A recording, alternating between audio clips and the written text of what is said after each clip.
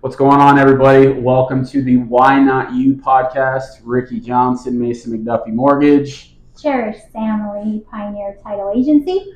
Mary Johnson, Mason McDuffie Mortgage. All right, so today we have the pleasure and we are thrilled to have Cherish Sammeli with us today. Cherish is an account manager at Pioneer Title Agency, the Pioneer Title Agency, as she would say, and a proud resident of Kingman, Arizona for over 30 years. With a rich background in banking and real estate, Cherish focuses on business development, agent training, and community relations.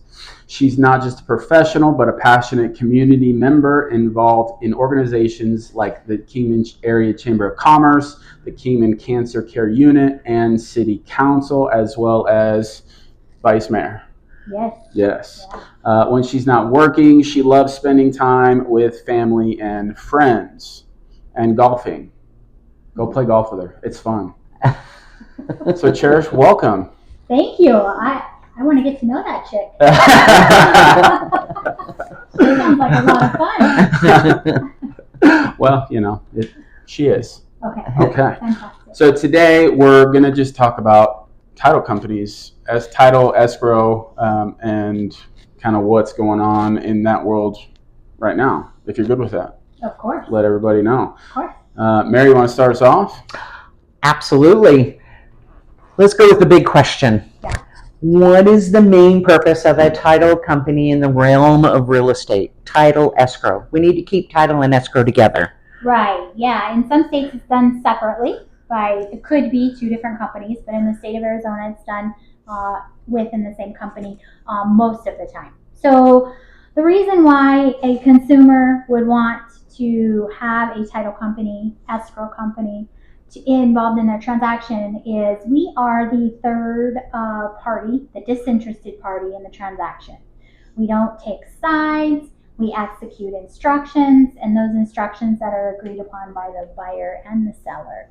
So not only do we execute those without bias, we also keep things moving along. You do.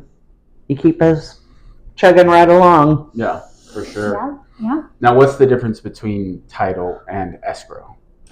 So title is the process in when we talk about title, we're talking about number one, researching the property. So we're looking to do all the research on the property, investigate everything that's recorded and of public record on the property. And then that turns into a title policy, which is the insurance. So in our world, the widget, as we call it, that we sell is title insurance, which provides peace of mind for that new buyer.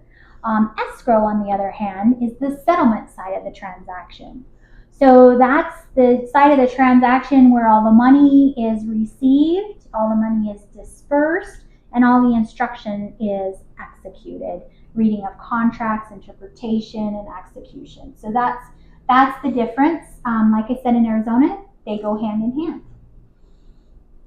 Awesome. Yeah. What are some of the common roadblocks that you've seen holding up a closing? So some of the things that we see have to do with the information that we're trying to receive up front. So when we open up a transaction, receive a contract, we send out buyer packages, opening packages, and seller opening packages. It's really important that we get that information completed and returned to our offices because there's a lot of things that we do in the transaction that are reliant upon that information. So roadblocks are not getting the information as quickly as we need early in the transaction.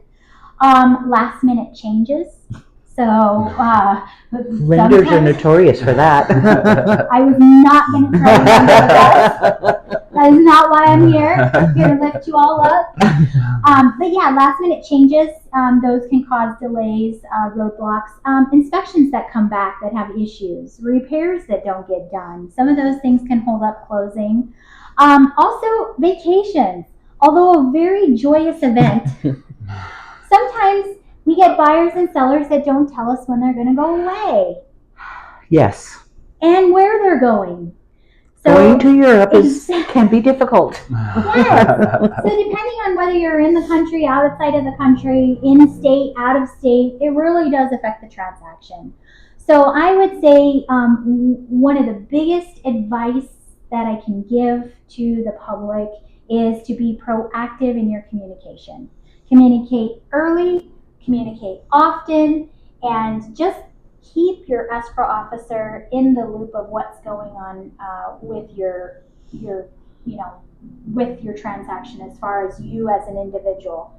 Another roadblock that we seem to run into are funds.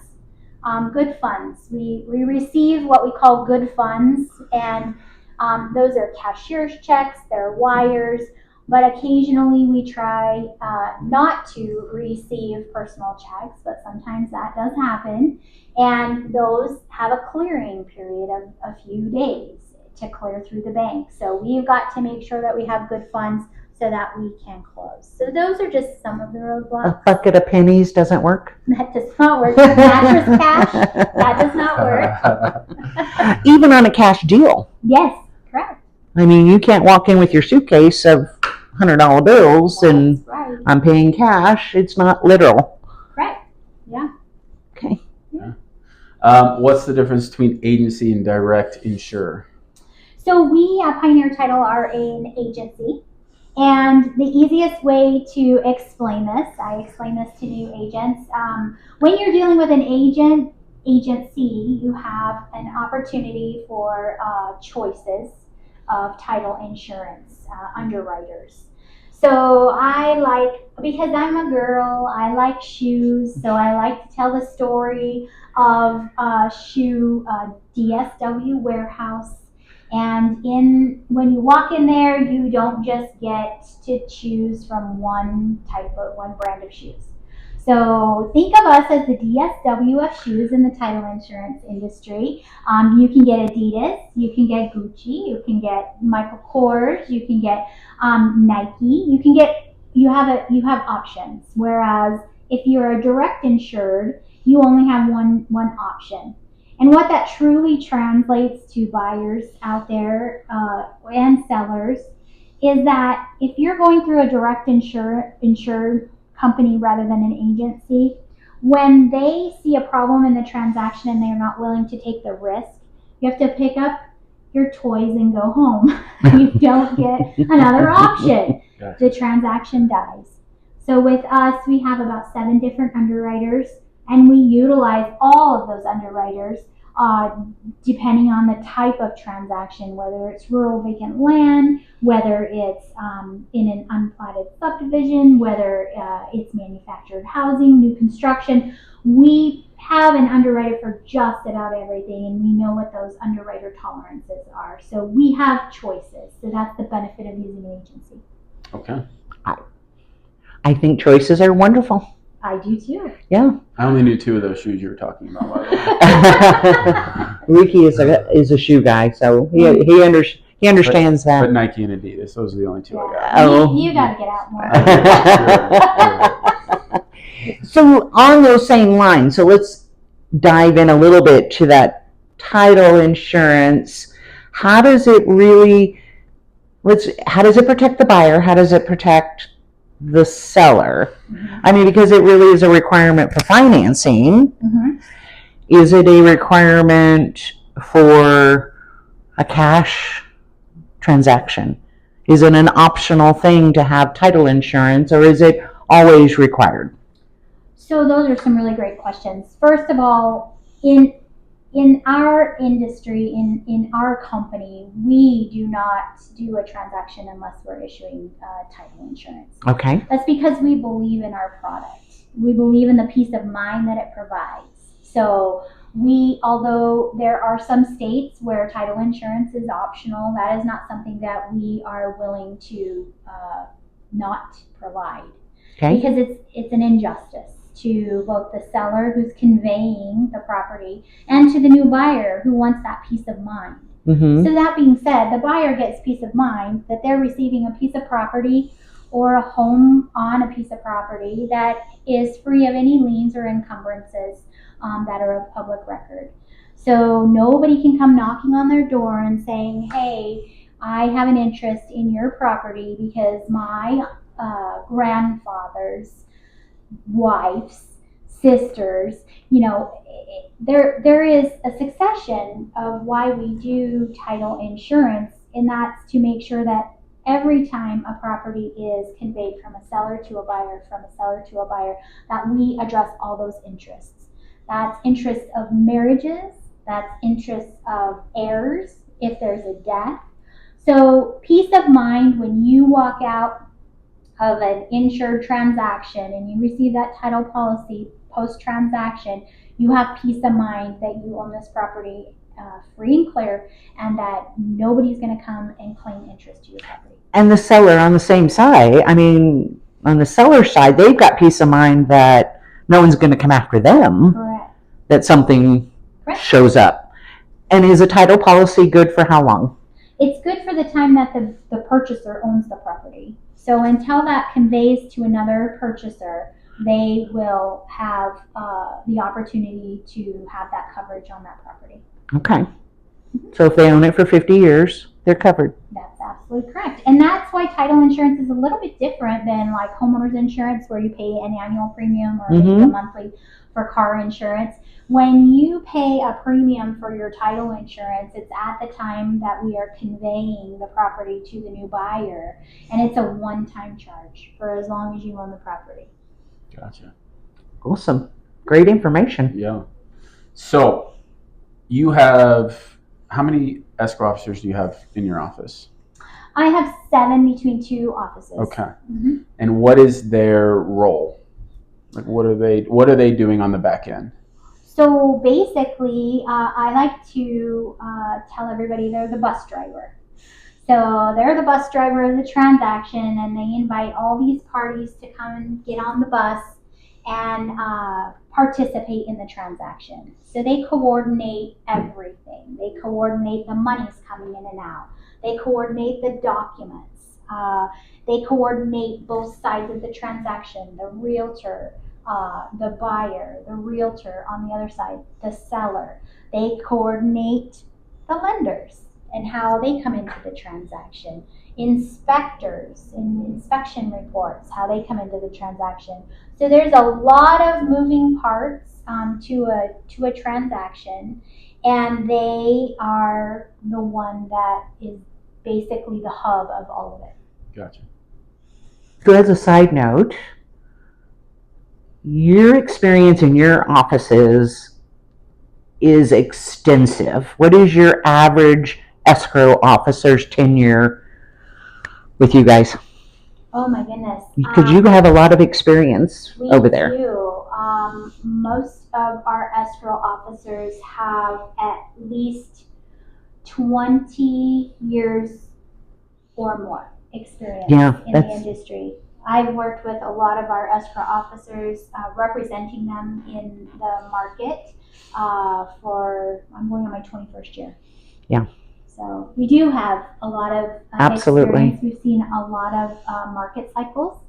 We've seen a lot of changes in the industry.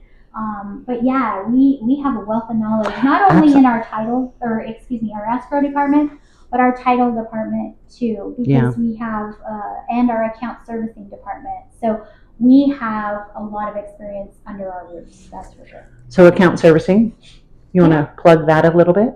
Well, sure. Account servicing is something that we have local. It's a department wherein maybe you don't use an institutional lender, but you have one party that owes another party monies in a real estate transaction. And so we are the individuals that collect that money, pay those taxes, make sure the insurance is paid, and we do the accounting for that. So that's account servicing when you're not using these great and wonderful folks right here. And you don't have an institutional lender. Those would be your seller carrybacks, owner financing, things of that nature. That's when you're going to use account servicing. And it's important for folks to know. I mean, we do love financing with us, but I mean, that's still great information. I think even in today's world where we're getting some people talking more about owner carries, and so for the owner, I mean, that's a great benefit that they could just hand it all to you guys and not worry Absolutely. about it. Yep. Okay, let's talk about fraud. I feel like every day on social media right now, I'm seeing somebody saying something about some form of fraud. So can you just talk a little bit about like what's going on with like wiring fraud? Sure. So wire fraud is still a huge part of our industry. Unfortunately, wire fraud happens often. And it's basically money that gets rerouted from its destination into the hands of fraudsters and it's done in various ways. You can have impersonation of individuals in the transaction that try to deviate conversations and change information in the transaction. That's why you always have to be well aware of who you're communicating with, and don't be afraid to call those trusted numbers that you're given up front with your real estate transaction. Your escrow officer. Our wire instructions go out via email, but we are making phone calls and verifying information to make sure that we are speaking to the party that is going to be sending the money. But our wire instructions will never change. We will never be frantic about receiving your money. So there's a lot of red flags, those being two of them, that you want to be very aware of. And just know that you can pick up the phone and call your escrow officer if you have that feeling or there's some communication that just doesn't set right. That's the biggest deterrent of wire fraud, is to have those conversations via phone.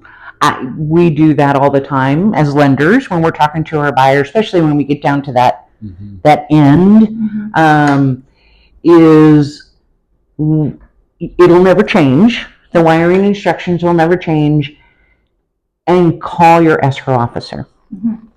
That is, I mean, I think that's always one of the things we're restating because of the wire fraud and people get nervous. They're getting nervous about the wiring of money and is it safe and is it secure and those things. So I think it's really important that we do put out it is safe, it's secure, and like you said, those will never change. Your wiring instructions will never change. So there you go. I love it. Yeah. It's a huge part of what's going on in our industry right now, and unfortunately, there's a lot of people that have a lot of time on their hands that are trying to figure out how to get into people's bank accounts. And if there is wire fraud, that money's gone. In most cases, it's very hard to retrieve. We have had some cases where we've been able to retrieve it, but that's not typical. Yeah. I mean, there's that's hard-working money gone out the window. So not to be scared, but to be diligent in the team that you have that you're working with as a home buyer. I think is something that we should always remember is the realtor, the escrow officer, title, lender. We're all in this together and we all communicate well together. And you're part of that hub of getting this down so that you get the keys to home ownership. Absolutely. Yeah. So finally, on the same thing as fraud.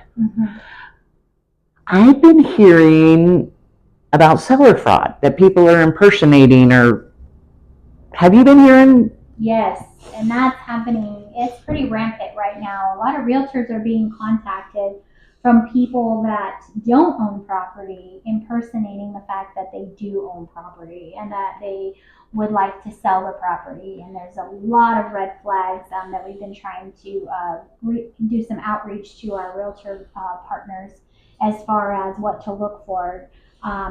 What happens is a lot of times the fraudster will change the address of the taxes. Usually happens on vacant land. They will change the address of where the tax bill is going. So So it takes a while for that seller or that owner of that property to figure out that they haven't seen a tax bill in a while. And then they start impersonating the fact that they are the owner and they want to sell the property. So they search around and make several contacts until they find a realtor to be able to list the property. So most of the time they want to list it. They want to list it for a quick sale. Sense of urgency is something that happens with these fraudsters often. And so they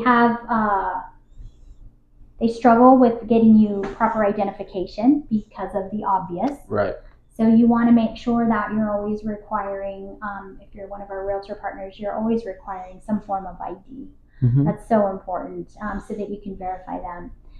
We do have a service for our realtor partners.